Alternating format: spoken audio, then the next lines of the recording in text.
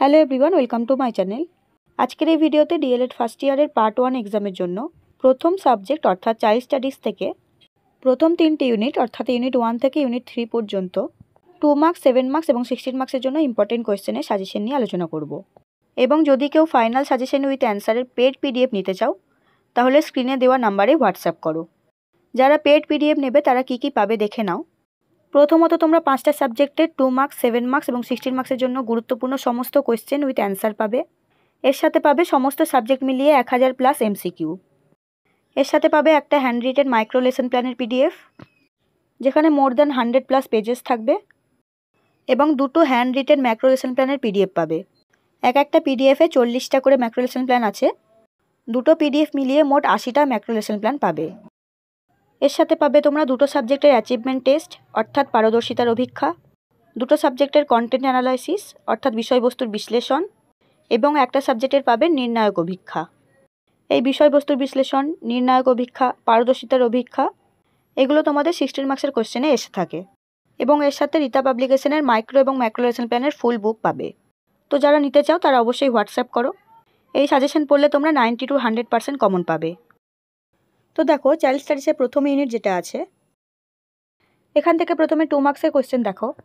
Number 1, বৃদ্ধি কাকে বলে? বৃদ্ধির দুটি বৈশিষ্ট্য লিখুন। নাম্বার 2, বিকাশ কাকে বলে? বিকাশের দুটি বৈশিষ্ট্য লিখুন। নাম্বার 3, বৃদ্ধি এবং বিকাশের মধ্যে দুটি পার্থক্য লিখুন।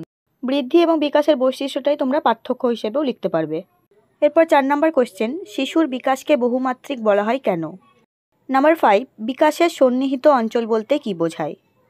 নাম্বার 6, শিশুর স্বাস্থ্যের ওপর দারিদ্র্যের প্রভাব কী? নাম্বার 7, রুশো জীবন বিকাশের ধারাকে কয়টি ভাগে ভাগ করেছেন? নাম্বার 8, নির্মিতিবাদ কাকে বলে অথবা নির্মিতিবাদের মূল বক্তব্য কী? নাম্বার 9, বিজ্ঞানী আর্নেস্ট জোন্স জীবন বিকাশকে কয় ভাগে ভাগ করেছেন? নাম্বার 10, বিকাশের অন্তর্ব্যক্তি পার্থক্য কী? নাম্বার 11, বিকাশের সংহতি নীতি লিখুন। নাম্বার 12, বিকাশকে ক্রমসমষ্টিমূলক বলা হয় কেন? 2 মার্কসের জন্য এই কোয়েশ্চেনগুলো গুরুত্বপূর্ণ। এখান থেকে বড় কোয়েশ্চেন খুব একটা আসে না, তাও তোমরা যেগুলো করবে, বৃদ্ধি এবং বিকাশের বৈশিষ্ট্যগুলি অথবা পার্থক্যগুলি লিখুন। এই কোয়েশ্চেনটা লাস্ট এসেছিল 15-17 সেশনে এবং 16-18 সেশনে। এরপর নাম্বার 2 যেটা করবে, বিকাশের যে কোনো 5টি নীতি লিখুন। এই কোয়েশ্চেনটা এসেছিল 18-20 সেশনে। এই চ্যাপ্টার থেকে আর তেমন কোনো কোয়েশ্চেন নেই। এরপরে 2 নাম্বার যে ইউনিটটা আছে, শারীরিক এবং চলনের বিকাশ, এখান থেকে 2 মার্কসে যেগুলো করবে, নাম্বার 1, চলন বিকাশ কাকে বলে? নাম্বার 2, চলন বিকাশকে কয় ভাগে ভাগ করা যায় ও কী কী? নাম্বার 3, পরিণমন কাকে বলে? পরিণমনের দুটি বৈশিষ্ট্য লিখুন। নাম্বার 4, শিক্ষণে পরিণমনের গুরুত্ব লিখুন। নাম্বার 5, প্রাক বিদ্যালয়ে শিশুদের যে কোনো দুটি সঞ্চালনমূলক বিকাশ লিখুন। নাম্বার 6, শিক্ষণ ও পরিণমনের দুটি পার্থক্য লিখুন। নাম্বার 7, বিকাশগত প্রক্রিয়া দুটি নিয়ম কী কী? 2 মার্কসের জন্য এই ইউনিট থেকে এগুলোই করবে এবং এখান থেকে কোনো বড় কোয়েশ্চেন না করলেও হবে, কারণ প্রিভিয়াস 10 ইয়ার্সে এখান থেকে কোনো বড় কোয়েশ্চেন আসেনি। এরপরে যে ইউনিটটা আছে সেটা খুব গুরুত্বপূর্ণ, ইউনিট 3, সামাজিক বিকাশ। এখান থেকে প্রথমে 2 মার্কসে দেখো। নাম্বার 1, সামাজিকীকরণ কাকে বলে? নাম্বার 2, শিশুর সামাজিকীকরণে পরিবারের ভূমিকা কী? নাম্বার 3, ফ্রয়েডের ব্যক্তিত্ব বিকাশের উপাদানগুলি কী কী? নাম্বার 4, ফ্রয়েডের মতে মানসিক ক্রিয়ার কয়টি স্তর ও কী কী? নাম্বার 5, জেন্ডার রোল বা জেন্ডার ভূমিকা বলতে কী বোঝায়? নাম্বার 6, অধিসত্তা বা সুপার ইগো বলতে কী বোঝায়? সুপার ইগোর দুটি বৈশিষ্ট্য লিখুন। নাম্বার 7, ঈদ ও অহম কী? ঈদ ও অহমের দুটি করে বৈশিষ্ট্য লিখুন। নাম্বার 8, প্রেষণা কাকে বলে? নাম্বার 9, পিতামাতা থেকে শিশুর পৃথকীকরণের দুটি কারণ লিখুন। নাম্বার 10, এরিকসনের মনোসামাজিক বিকাশের কয়টি স্তর ও কী কী?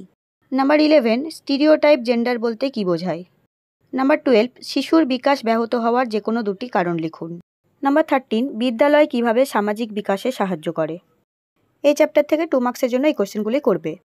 এখান থেকে বড় কোয়েশ্চেন একটা করতে পারো, এটা এসেছিল তোমাদের 15-17 সেশনে। ফ্রয়েডের ব্যক্তিত্ব বিকাশের স্তরগুলি সংক্ষেপে আলোচনা করুন।